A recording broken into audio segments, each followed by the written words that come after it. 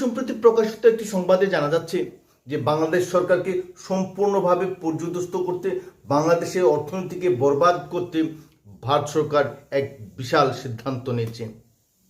কি সেই সিদ্ধান্ত, যাকে কেন্দ্র করে ইতিমধ্যেই বাংলাদেশের জনগণের মধ্যে তীব্র আতঙ্কের পরিবেশ তৈরি হয়েছে। ভারত সরকারের বিশেষজ্ঞদের পক্ষ থেকে জানানো হয়েছে যে গঙ্গা জল বন্টন চুক্তি সম্পূর্ণভাবে রদ করা হবে।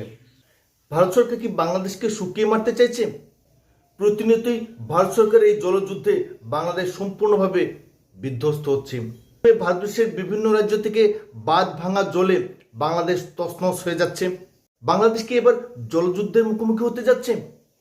ভারত সরকার কি তাহলে বাংলাদেশের জনগণকে শুকিয়ে মারতে চাইছে? সেই অনুযায়ী ইতিমধ্যে সংবাদ বেরিয়েছে যে ভারত সরকার এবার গঙ্গা জল বন্টন চুক্তি সম্পূর্ণভাবে রদ করে দেবে। অর্থাৎ বাংলাদেশে গঙ্গার জল যাবে কিনা তা নিয়েও সন্দেহ সৃষ্টি হচ্ছে। যদি বাংলাদেশের গঙ্গার জল প্রবাহ বন্ধ করে দেওয়া হয় কিংবা গতি অবরুদ্ধ করা হয়, তবে বাংলাদেশের কি পরিস্থিতি হবে? বাংলাদেশ একটি কৃষি নির্ভর রাষ্ট্র। কৃষি নির্ভর অর্থনীতি বাংলাদেশকে মজবুত করে রেখেছে। সেই মজবুত অর্থনীতিকে টুকরো টুকরো করার জন্য কি ভারত সরকার এবার গঙ্গা জল বন্টন চুক্তিকে রদ করতে চলেছে? বাংলাদেশের কৃষকরা যদি পদ্মার জল ঠিকভাবে না পায়, তবে কৃষিকাজ হবে কিভাবে? শুধু কৃষিকাজ নয়, জলের অভাবে বাংলাদেশে নৌ চলাচল শিল্প, জাহাজ শিল্প, সেই সঙ্গে পর্যটনও ব্যাপক ধাক্কা খাবে। বাংলাদেশের অর্থনীতিকে গিলে খাওয়ার জন্যই এই ধরনের রাজনৈতিক কূটকৌশল নিচ্ছে ভারত সরকার।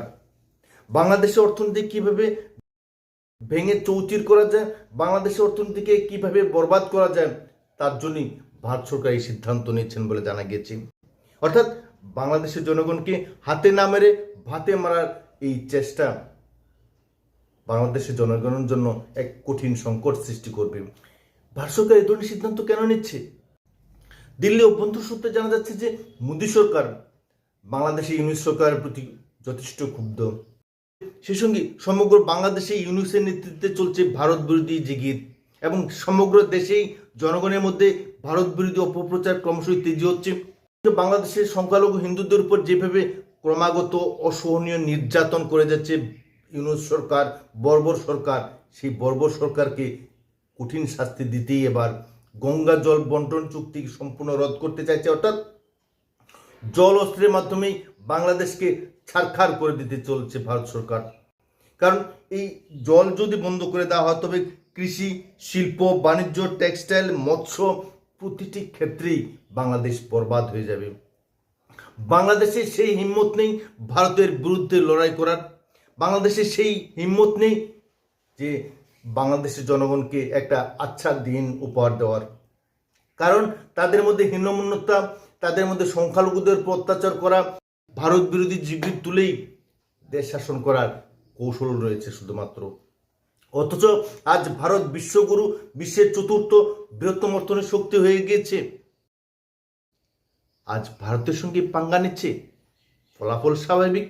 গঙ্গার জল যদি অবরুদ্ধ করে দেওয়া হয় কিংবা গঙ্গার জল বন্টন চুক্তি যদি রদ করে দেওয়া হয়, তবে কি পরিণতি হবে?